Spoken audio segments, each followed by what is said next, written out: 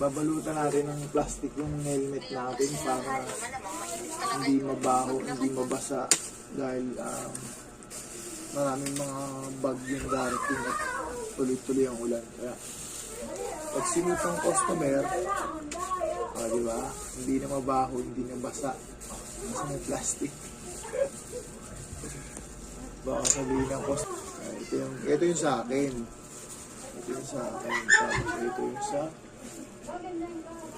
sa pasahero ko siya. Ay, dito.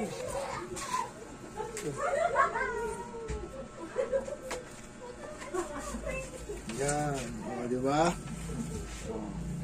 Yun naman, hindi na magreklamo yung customer natin, yung pasahero. So, may plastic na.